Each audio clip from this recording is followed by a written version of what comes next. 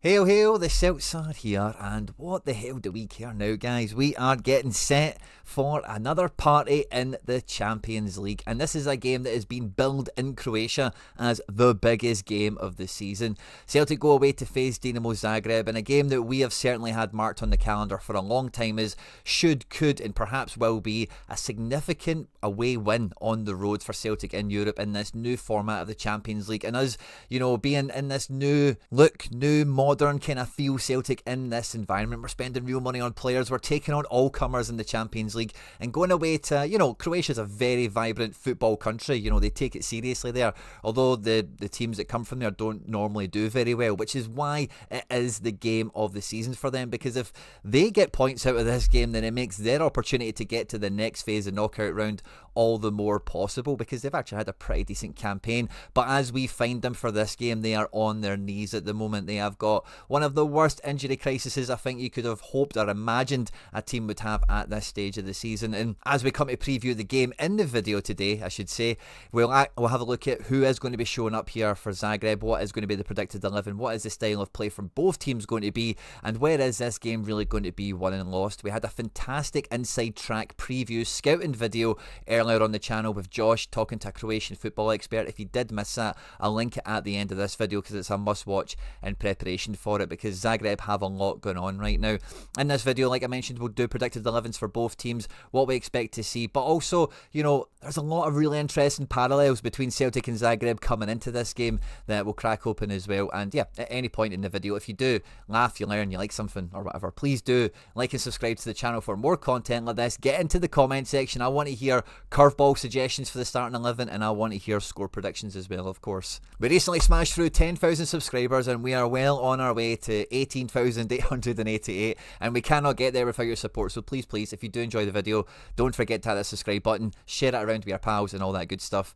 And yeah, let's just get stuck straight into it, because like I mentioned, this game has been marked on the calendar as being, one of those pivotal matches that after we come out of this game, we will have a really good reflection on, the progression the team has made. And I think like a lot of that has already kind of happened. When the fixture list came out, you don't expect to see the level of progression that we have seen away in Italy, at home to Leipzig, etc. So I think this is more of confirmation is kind of what we're after in this game, rather than a proof of progress and that kind of thing. So we've seen the progress, but we need now confirmation. We need the final nail in the coffin of those ghosts of yesteryear, as it were. And really coming into this match, we've not did a breakdown or an analysis on the Hibs game because, to be honest with you, I was in my sick bed. I wasn't feeling too good. I did manage to catch the game, but the second half is a blur, to be quite frank. And, really not much came out of the game. But there is a few talking points and a few things the manager actually brought up as well post-match that will kind of blend into what we expect or what could happen in terms of the starting 11 for Celtic and the way we go. But if we have a look at Zagreb, they played on Friday night. Now, I always hate seeing this when we're against it. There's so many leagues and nations across European football now that if their team is scheduled to play on a Tuesday, they move their game to the Friday. And this isn't just Croatia, but France, Germany, England have done a little bit of Friday night football this season. So many more leagues are doing this, and really there's no excuse for Celtic not to do this. Now, would you have a game at Celtic Park on a Friday night, Celtic at home to Hibs? I don't know if there's some sort of thing I'm missing here where that wouldn't be possible or feasible. Maybe people wouldn't want it, but to go Saturday, Tuesday is especially going away, is a much stiffer turnaround than for these guys playing Friday, Tuesday, both at home, of course. But they didn't have a great result, and as you can see on their threadbare squad, they actually lost another player, another key player, one of their best players this season to injury in Raul Torrente here. And at home, against a kind of mid-table, bottom-end kind of team, they managed to come out with a 1-1 draw. But like I mentioned in the intro as well, there's a lot of parallels between Celtic and Celtic and Zagreb. And if you look at their first match day of the Champions League, they got absolutely smashed to pieces by Bayern Munich, 9-2. I don't know why I almost said 6-2 there. Olise, Kane, all the stars were on show. Nothing we can really point and laugh at too much because we were obviously on the receiving end. We had an away game in Germany as well that we did very, very bad in. Now, they had a home game thereafter against Monaco. Now for me, this is maybe a little bit more of their Leipzig kind of equivalency, their Leipzig kind of test, as it were, a team from the top 5 leagues, consistently top 3, top 4 within that league, and have a lot of like young, high quality talent, solid defence, one or two other bits and bobs. And yes, they came out of this with a 2-2 draw, but they went 1-0 up in the first half, they went 2-0 up by the 66th minute, and in the lead, they let it get away from them. The Monaco quality eventually shone through, and I think like when you look at that result, that's a kind of more Celtic-y result, isn't it, versus the one that we got versus Leipzig, which is very much a departure from the norm. It's why it was so good for us, that game, and why we all feel quite ambitious, quite optimistic about what is yet to come. They then have their game against Salzburg, which I don't really know where to factor this in, if this is more of their Bruges or more of their Atalanta, because it was away. But Salzburg away is not quite the same scale as Atalanta away. But getting the victory, again, it was against 10 men. As you can see, the goalkeeper gets sent off here. It's 3 very good points on the road. I think if we beat Salzburg away, we'd be feeling pretty good about ourselves. So I guess it's kind of comparable to Atalanta in terms of like how against the odds it was necessarily, and it was 3 points, so it's slightly more valuable. But yeah, the opposition's maybe not quite in tilt with it. It's maybe closer to Bruges, but of course we played Bruges at home, they played them away. We've both played Bratislava, we both smashed them quite easily, got 3 points there as well. They then played Borussia Dortmund, and again, this, we could just say we played Dortmund, they played Dortmund, and then maybe play the balance off with Atalanta and Bayern Munich or whatever. But yeah, Dortmund won this game pretty comfortably, pretty easily. Goals came all the way through the match. They got a 90th minute third goal, of course, to tip them over the tide, but again, points dropped for them. And you'll have noticed as we've went through this that the Zagreb team has changed wildly all the way through this tournament because of injury and lack of availability. And it's not a myth, it is there. They have got a severe injury crisis right across the pitch. It doesn't matter what position it is. It's a third choice goalkeeper. It's, backup fullbacks. The main striker's gone. Main guys in midfield aren't fully fit and available. The main guy that will play is only just back. It is a horrible injury crisis for them. And we are in the absolute opposite situation. And this is where the parallels kind of end, but I do think you can see where Zagreb are. We're only maybe a couple of years in advance of them. It's probably because we've got a higher turnover. We're just a better, a bigger club, essentially. We make more money, sell more merch, sell more season tickets, and now we're starting to get into that transfer market of turning over players for huge amounts of money. So it's not just time, but it's also resources that have, brought the gap against, Zagreb are kind of like what we used to be, or what we think, what we used to be. I was going to say what we think we used to be, it's still not quite proved it yet, but I think we're kind of down the road of doing that. But right now, literally, we couldn't be in any different situation, because from the Bruges draw, there's been some very careful and deliberate squad management from Brendan Rodgers, where after that draw, where, the Carter Vickers OG, Engels' performance, 1 or 2 bits and pieces came out of that, of course, but throughout the Ross County game, where there's a number of changes made, again, changes are reversed or some are kept for the Aberdeen match, and then again we see more changes come for the Hibs game. That Rodgers has been building towards this match since the Bruges game in terms of keeping guys fit and optimal and ready to go, so that he can pick his best 11. Obviously, you can't forecast that Zagreb are going to have nowhere near their best 11, but we've done such a great job of preparing for this. The best 11 is available to the manager, whatever he thinks that is. Now for Zagreb, we're expecting them to play a 4-2-3-1 with Fia Filkatrin and Browner in centre-back, with Rostovski and Gabriel in at full-back. And these guys, this might be a bit more of a back four. We kind of see this stuff domestically where the back four just becomes 4 centre-backs and tries to kill a bit of space. But this guy, who's normally more of a right-back, as a full-back, so maybe he goes up and down the line a little bit. And Rostovski, hey, he can operate in this area in some matches. We've certainly seen it from him. But against Daiza Maeda and whoever plays left back, which we'll talk about in a second, maybe he's a bit more conservative. Cachavenda, Rog, Baterina, Spikic and Piaka. It's a very formidable midfield 5 in here. Now, there's no real defensive player in here. There's not a shield in front of the defence or anything like that. Cachavenda or Stojkovic, who's probably going to be on the bench. These are 2, they're not quite wonder kids, but they're up-and-coming talents that Zagreb have had on loan, and the thing about this Zagreb team is, even though they're second string, third string players, some of them, especially guys like Cachavenda, Stojkovic and 1 or 2 others that we'll talk about, they are proper Croatian players where they're good at football. They can actually play really good passes, take some nice shots, score some good goals and stuff. So definitely not to be underestimated when they're attacking, no two ways about it. Rog and Piaka might be familiar names to you both. Last time we played Zagreb, Piaka got a hat-trick against us before moving on to Serie A, and both him and Rog going to Serie A. Sadly, never really worked out for either one of them because they've always got like quite serious injury problems. And we've kind of seen that since they've been back at Zagreb. But, these guys will they know their way around the ring, as it were, and they'll be right up for it. And Baturina is like the wonder kid in the team, the playmaker and attacking mid that maybe probably this summer, will make a move to the likes of Germany or England or something like that for the thick end of, 20 million or something like that. So him coming back in is definitely going to be a problem for us. And this is going to be, if we're going to, lose anything in this game in terms of goals or balance of play, that kind of thing, it's going to be on how good he does and how much space he's able to pick up, because with Piaka out wide and Spikic out here on the left, they're going to look to make this 1v1 as often as possible so that Kulenovic here can just play off of the fullbacks and try and get Schmeichel tested. I don't think they're going to expect having possession in this game, but if they do get possession, the likes of Rog, Cacciavenda, Baturina, these guys can all play football pretty well, and if we give them time and space and allow them to get on the ball, then I don't put it past them to hurt us. I really don't. So it's, take all that with it is what it is. Pay the opponent the respect, and they've definitely got players in there that can play football, and you cannot underestimate that at this level. But with Spikic and Piaka, two guys that really like to go towards goal and have a bit of pace, this is the number one area that we really need to. So there's two ways to think about this. You can either think about cutting off the source and being much better at actually pressing and snuffing the players out, and that was a comment that Rodgers made after the Hibs game, that the press wasn't really there. And in the first half, of course, it was McKibben who was on this side of the pitch and Engels was on this side, and Engels was doing the Hatate kind of support the forward pressing situation, and I think that's kind of what Rodgers was getting at. Like, the press wasn't really what it normally is, and I think Engels is a big part of that. From what I've seen of the Hibs game, like, I just felt he was relatively, anonymous to an extent, so I don't think it'll be Engels up here in support. It'll be very much be Rio, but maybe Engels will be asked to support that press, especially if this midfield can be made to go deep, because the deeper you push them, the better, really. So I don't mind a bit of that, but what I'm hoping we get a bit more of is similar a la Atalanta, as it were, where we really do allow Rio the freedom to make their midfield have to be on a swivel and defend, as well as like try and get forward when they win the ball.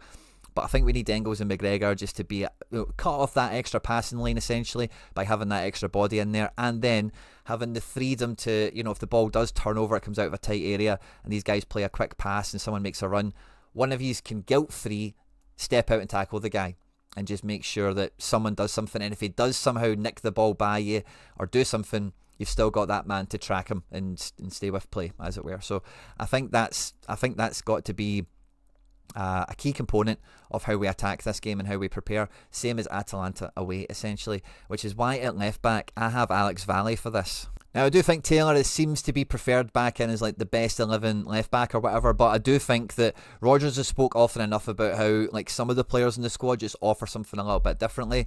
Alex Valle was a lot of people's one of the better players in the Dortmund game away when he came off the bench, and he played Atalanta away, of course.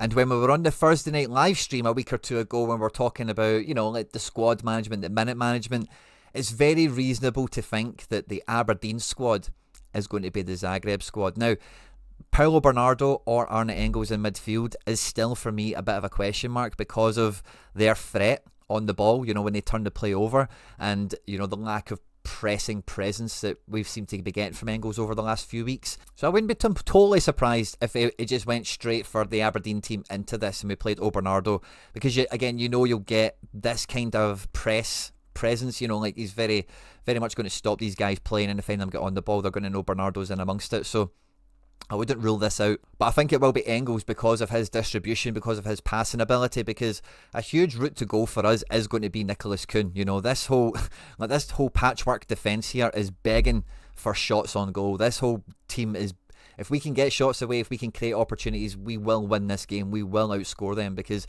Kasper Schmeichel, Trusty, Carter Vickers, Johnson, Valle, who I fancy for recovery pace here against Spikic, as well as just a wee bit of, he can just appear here and just fire up the pitch because he is quite nippy. He's like dynamite, on that left hand side. So I can see that happening. But I think Nicholas Kuhn, Alistair Johnson, the synergy that they've had on the right-hand side has been there for all to see. And I think the better games we've seen from them, Engels has also been involved in this kind of triangle out on the right-hand side there and left-hand side. And with a player like Piaka, who's never totally fit, Gabriel, who's a right-back on the left-hand side, this could just be, the right opportunity for us to really focus down one side of the pitch, really tuck Dyson in next to Kyogo, who I expect to start. And then when you've got Rio always buzzing in about it here as well, it just feels like it's very well suited for the way we want to play anyway, so we don't need to really adapt too much. It's not like we're playing an opponent that has a clearly different level of player to us, because a lot of these players, like, let's be honest, are not Champions League level in terms of the Dinamo Zagreb squad that we're seeing. They're definitely dangerous. I say, like I mentioned earlier on, like, I don't want to discredit them at all. They've got threat, they can score, there's no two ways about that. But with the strengths we have on the right hand side, with the likes of Alistair Johnson and Nicholas Kuhn, I expect to see us coming down this side of the pitch very often and getting a lot of joy from it, because when you get Dyson and Kyogo both in here as strikers in the box, like, these centre backs are easily going to lose them often enough in this game, where we're going to get shots away. I think we're going to start this game very, very quick, look to get control of the match, and that's going to really suit us, even if we are coming down the left hand side of this a bit more than maybe I imagine or anticipate in this one. This overload that we get from our inverted fullback, whether it is Taylor, I think it'll be Valley, of course, it's going to be too much for them to handle, really, for me, to be honest with you. Where the game could get a bit tricky as the game wears on, because if we are in a commanding kind of position, like, complacency can be your enemy here. So this game is something that, as far as it's within our control, we don't want it to be tight. If we are dominant, we are creating chances, we need to make sure the team scores number one. We need to make sure that we hit the back of the net. Kyogo, great goal for him and the weekend against Hibs, and I really do hope that this helps kick him on, because he really should be hitting 100 goals for Celtic this season. I think that would have been his objective coming into this year, and he's way, way behind it in terms of where he should be right now. And this could be a great game for him to go and get a couple of goals on the board and really push his numbers up for the year, compound some confidence into that, and really in this important section of the season. Obviously, it all starts with Zagreb on Tuesday night, but we've got more stuff coming up thereafter. It could be perfect timing for little man. I think they will be looking to try and catch the likes of McGregor and Engels wrong side of the ball, wrong side of play, and try and play in these channels, in this little pocket in front of the back four. Try and put Trusty and Carter Vickers on the back foot in awkward positions where the ball goes into difficult spaces for it to handle. And I think that's something that, again, when I'm looking at this, I cannot stop worrying about. So I really do, because we have been a clean sheet machine this season. And if we get a clean sheet here, we win the game, because we will score goals, no two ways about it. And a clean sheet, I don't think, is that far beyond us. We got a clean sheet away in Italy, for God's sake, it's like New York. If you can do it there, you can do it anywhere, kind of thing, So I really do hope McGregor has that extra support in here when the game is like, when we've got our foot on the ball, when we're controlling it, and we're not just spreading the whole team around everywhere, and we leave McGregor one-on-one with these guys that can play good balls and can make it count. And then the flip side to the midfield, when I kind of look at this, is what we can offer going forward, because when Engels or Bernardo has been closer to McGregor, his ability to drive right through the middle hurts teams, no two ways about it.